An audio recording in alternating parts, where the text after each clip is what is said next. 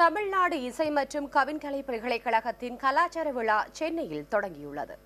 இசை, நடனம், ஓவியம், புகைப்படம் உள்ளிட்ட பல்வேறு கலை சார்ந்த நிகழ்ச்சிகள் அரங்கேறுகின்றன.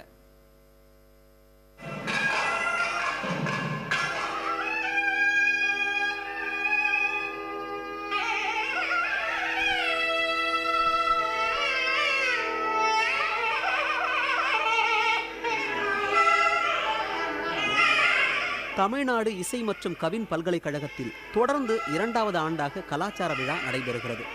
கர்நாடக இசை கலைஞர்களின் நிகழ்ச்சியுடன் இந்த விழா தொடங்கியது. நாதஸ்வரமும் மிருதங்கமும் போட்டி போட்டு ஒன்றோடொன்று கலந்து காண்போரை பரவசத்தில் ஆழ்த்தியது.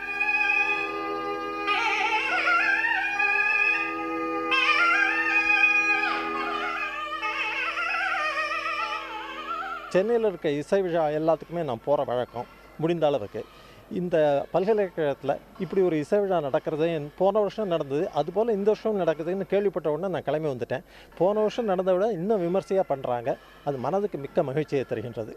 நிறைய அனுபவம் வாய்ந்த நிறைய கலைஞர்கள் வந்து இந்த கலாச்சார விழாவில் வந்து அவங்களோட பெர்ஃபார்மன்ஸ் கொடுத்துட்ருக்காங்க.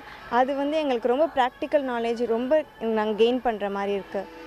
வரும் வெள்ளிக்கிழமை வரை தொடர்ந்து 3 நாட்கள் கலாச்சார விழா நடைபெறுகிறது. இதில் வந்து ஃபைன் ஆர்ட்ஸ் பகுதியில் வந்து ஃபில்மோகிராஃபி அப்படின்னு சினிமா ஷூட்டிங் எப்படி பண்ணணுன்ற செமினார் நடக்க போகிறது. முக்கியமான ஹைலைட் வந்து பத்மபூஷன் டாக்டர் ஏஆர் ரெஹ்மான் அவர்கள் பிப்ரவரி 25 அன்னைக்கு அவரோட school KM music conservatory music programme 2 hours அவரே பர்சனலாக இருந்து அதை ப்ரெசென்ட் பண்ண போகிறது தான் மிகப்பெரிய ஹைலைட்.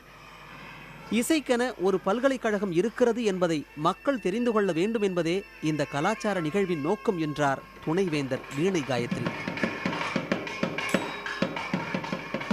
மருத்துவம், பொறியியல் போன்ற துறைகளை தேர்ந்தெடுத்து படிக்கிற மாணவர்களுக்கு மத்தியில் இசைத்துறையை தேர்ந்தெடுத்து படிக்கிற மாணவர்களோட எண்ணிக்கை ஏராளம். அப்படிப்பட்ட வளரும் கலைஞர்களுக்கு இந்த மாதிரியான கலாச்சார நிகழ்ச்சிகள் நிச்சயமா பயனுள்ளதாக இருக்கும். புதிய தலைமுறையின் செய்திகளுக்காக ஒளிப்பதிவாளர் கிருஷ்ணமூர்த்தியுடன் மணிமாறன்.